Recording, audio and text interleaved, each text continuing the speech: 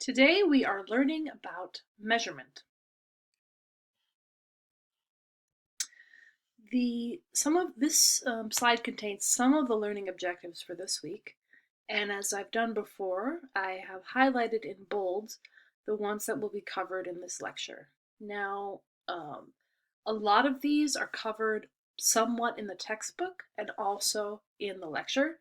So if you have not done so already, I strongly recommend that you read chapters 5 and 6 in order to be prepared to get the most out of this lecture as you can. So we're talking about measurement in quantitative research. And if we're going to define a variable is a logical set of attributes. And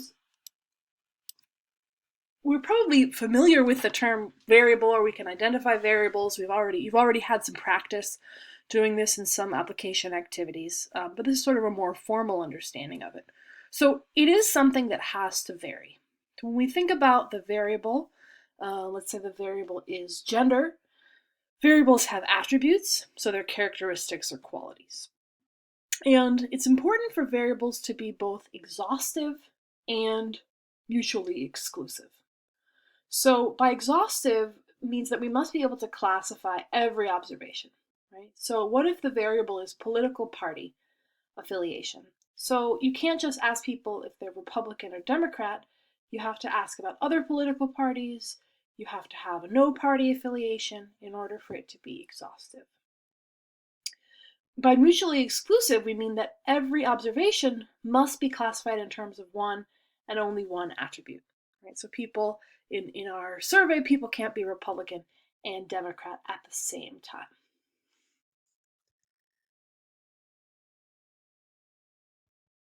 So I'm going to go a little bit out of order, but if this is a question on a survey, right, how many children do you have, which therefore the variable would be number of children, what's wrong with this in terms of it being exhaustive and mutually exclusive?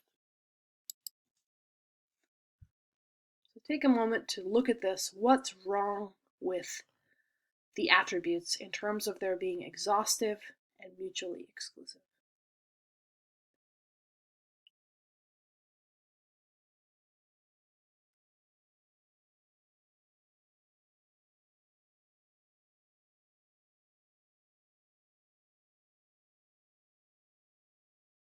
Hopefully, you've noticed that C and D both contain the number 3. So if you have 3 children, which answer would you choose? You don't know. It's a problem with this not being mutually exclusive.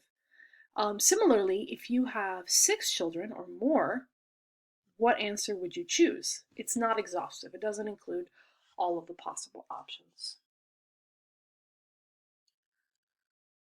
So I think that we are able to do this already from having read a few research articles, but I hope that you're able to look at some research question and identify the variables. So research question 1 is frequency of physical activity associated with good mental health.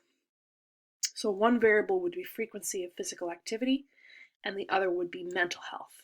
Right? And the way it's phrased is saying good mental health, but you can imagine mental health as a variable. It has to vary, right? It has to have a good, maybe it has a good, a fair, and a poor. Okay, and feel free to pause here and think about these questions a little bit, but we will also revisit them in a moment. So we're talking about measurement in general, and I wanted to introduce you to the variable concept first, but just sort of a little exercise, okay? How would you measure whether a movie is good? Let's say you want to go see, 2017, you want to see Wonder Woman, okay? How do you know whether it's a good movie or not without actually seeing it yourself? So, we can imagine lots of things, right? Maybe you go, maybe you read reviews of the film. You see what professional reviewers have to say. Maybe you go on Rotten Tomatoes and you see what other viewers have to say. Maybe movie ratings have a number of stars, right? Maybe you look at how much money the movie's made. Maybe you look up how many people have gone to see the movie. There's all these different ways to measure this sort of abstract concept of movie goodness. So this is an important concept in social behavioral sciences, this idea of measurement. That we're measuring something that exists in the world that might start as sort of an abstract concept, and then we have to come up with what's a concrete way to measure this, right? What's a concrete way to measure movie goodness? So measurement as a definition is careful, deliberate observations of the social world, right? Some sort of measurement for the purpose of describing objects and events.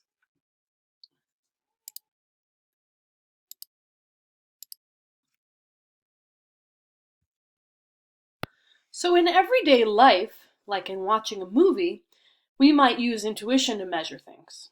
But in social and behavioral science, we use scientific procedures. We fully describe our methods for measurement so that other people can repeat them and also judge the quality of our measurement. So this brings us to the next sort of key term, which is this big word, hard to say, operationalization. And that just means the process of developing an operational definition, the process for how to measure a concept.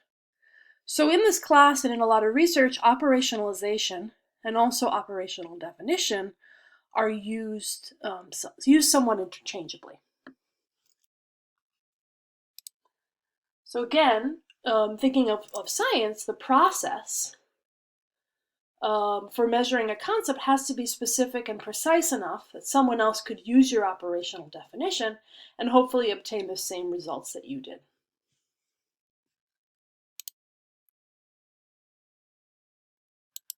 All right. So thinking of a specific research question, if we're looking at, does participation in extracurricular activities among high school students enhance academic achievement? So one variable is participation in activities, and the other variable is academic achievement. So as a researcher, we have to think about how best to operationalize these variables or these concepts, right? So we might, is there a single variable, single indicator that can capture these things? We'd also have to think about what would be the attributes of the variables. And we would also have to think about level of measurement. And we'll come back to level of measurement in just a moment. So the other thing is, and this came up in the textbook chapter, is not only identifying the variables, but identifying dependent and independent variables. And we're going to sort of, in this class, focus on those, on the sort of the basics of it, the dependent and the independent variable.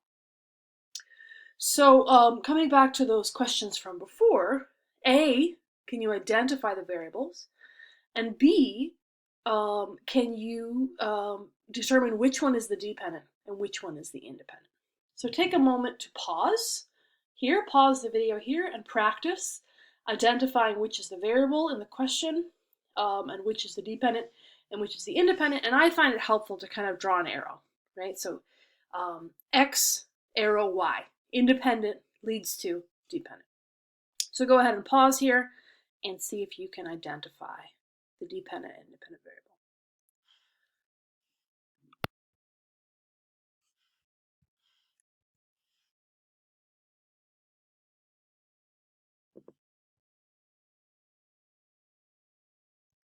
All right, so for the first question, the dependent variable would be mental health, and we could come up with some attributes as good, fair, and poor. And the independent variable would be frequency of physical activity. We could look at that as every day, a few times a week, a few times a month, etc. And again, thinking about your independent variable is X, it's commonly notated. Your dependent variable is Y. So think about how does X influence Y. For this particular question, the dependent variable is mental health. We could imagine it going the other way around. We could imagine someone posing the question, how does mental health impact frequency of physical activity? That seems like a plausible thing to investigate, but in this particular case, that's not what the research question is asking, right? So sometimes you can switch them logically, but you have to be able to look at a question and identify which is which based on how it's written. So for the second question, dependent variable is grades, independent variable frequency of attendance. And for the last one, independent variable is drug activity in high school, dependent variable is dropping out of college.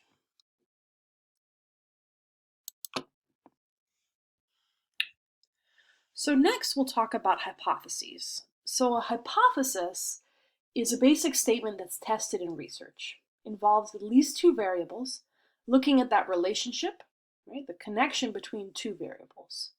And it's different from a question because it's actually making a prediction. So it's a statement. The other crucial thing for hypotheses is that it can be tested with data. So you can test whether it's right or wrong, more or less. And it must be stated clearly.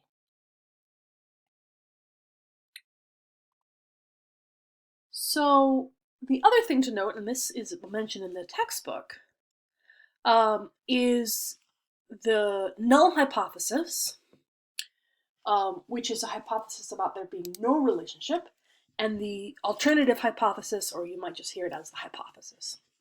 So let's say our broad research question is, how does internet use affect educational outcomes among teenagers? So the null hypothesis is always that there's no relationship. So we would say there's no relationship between internet use and educational outcomes among teenagers. The alternative hypothesis would be, again, making a prediction. Teenagers who use the internet very frequently will have worse grades than those who do not. And a good hypothesis is backed up by research, backed up by theory, backed up by previous research, and so on. So now you are ready to do AA number 4, which is practice with variables, attributes, and hypotheses. So you can pause the video, stop the video here, take a look at the PDF of instructions and work on that. And then when you're done with that, or you can go in whatever order you want, you can watch the next video, which is on levels of measurement.